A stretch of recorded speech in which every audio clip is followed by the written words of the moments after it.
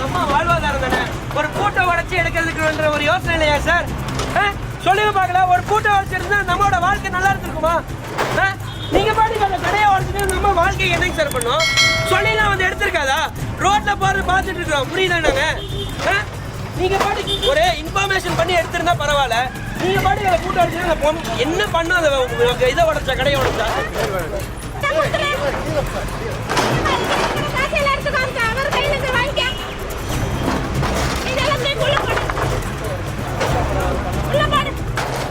சுக்கு நூறாக உடைக்கப்பட்ட ஆக்கிரமிப்பு கடைகள்.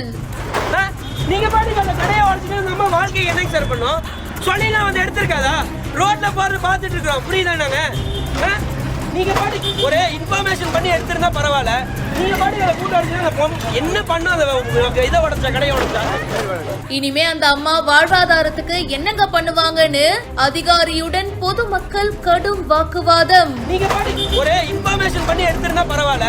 நீங்க பாட்டுக்கு அதை கூட்ட உடைச்சு என்ன பண்ணும்? அதை இதை உடைச்சா, கடையை உடைச்சா கண் கலங்கி நின்ற பெண். பரபரப்பான வீடியோ.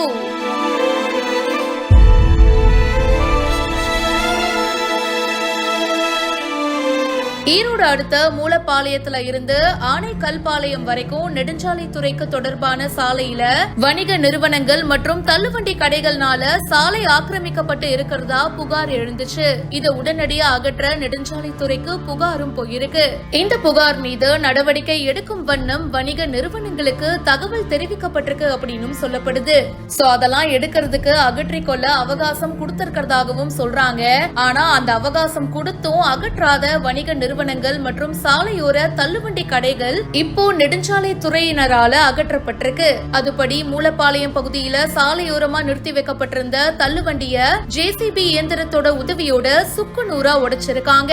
அதுக்கப்புறமா வண்டியிலயும் ஏத்தப்பட்டிருக்கு. இத பார்த்த பொதுமக்கள் பாத்தீங்கன்னா அதிகாரிகளுடன் வாக்குவாதத்துல ஈடுபட்டிருக்காங்க. ஏங்க இப்படி பண்ணணும்? ஒரு போன் பண்ணி சொல்லிருக்கலாம்ல, பூட்டை மட்டும் உடைச்சிருக்கலாம்ல. இதுக்கப்புறமா அவங்களோட வாழ்வாதாரத்துக்கு என்ன பண்ணுவாங்கன்னு சரமாரியா கேள்வி கேட்டிருக்காரு. பாதிக்கப்பட்ட பெண்மணி கண் கலங்கி நிக்கிறாங்க. இந்த வீடியோ வெளியாகி பரபரப்பை ஏற்படுத்தி இருக்கு. இத பத்தி உங்களுடைய கருத்துக்களை கமெண்ட் செக்ஷன்ல பதிவு பண்ணுங்க. மேலும் பல செய்திகளுக்கு இப்பவே பிஹைண்ட் ரூட்ஸ் ஃபாலோ பண்ணுங்க.